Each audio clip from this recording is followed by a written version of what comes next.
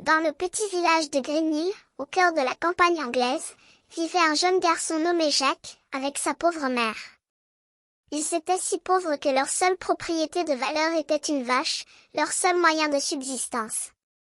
La mère de Jacques, épuisée, décida de vendre la vache pour assurer leur survie.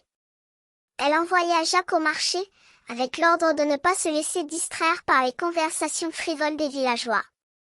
Sur le chemin du marché, Jacques rencontra un vieil homme mystérieux, vêtu d'une robe de bure sombre et d'un chapeau pointu.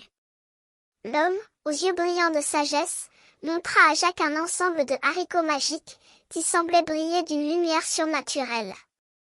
Jacques, intrigué, demanda à l'homme ce qu'ils étaient capables de faire. L'homme répondit, avec un sourire en coin, que ces haricots avaient le pouvoir de changer la destinée de qui les possédait. Sans se poser de questions, Jacques échangea sa vache contre les haricots. Il rentra à la maison, les haricots dans une sacoche, et les montra à sa mère. Mais celle-ci, soupçonnant un piège, lança les haricots par la fenêtre, sans même les examiner. Le lendemain matin, Jacques se réveilla en entendant un bruit étrange.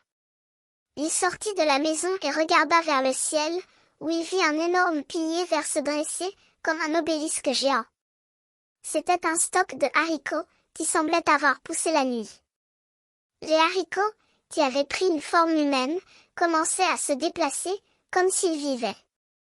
Sans hésiter, Jacques grimpait l'un des haricots, qui le mena au-dessus des nuages. Il aperçut un château énorme, dressé au centre d'un lac de cristal, avec des tours et des murs de pierre blanche. Jacques, intrigué, décida de explorer le château. Il y trouva un géant, qui semblait dormir dans un lit de pierre. Jacques, qui avait entendu parler des géants magiques, se sentit nerveux, mais il décida de voler les pièces d'or qui garnissaient le lit. Le géant, qui s'était réveillé, se mit à crier, et Jacques s'enfuit, emportant avec lui les pièces d'or. Mais Jacques ne s'arrêta pas là. Il revint au château, cette fois avec une poule qui pendait des œufs d'or. Le géant, qui s'était réveillé à nouveau, se mit à courir après Jacques en criant. Jacques, qui avait peur, redescendit précipitamment le haricot, et abattit l'arbre avec une hache. Le géant tomba au sol et mourut. Après cette aventure, Jacques ne revint jamais au château.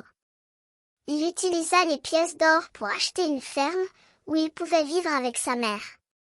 Et quant aux haricots magiques, ils continuèrent à pousser, devenant une légende dans le village, comme un symbole de chance et de richesse.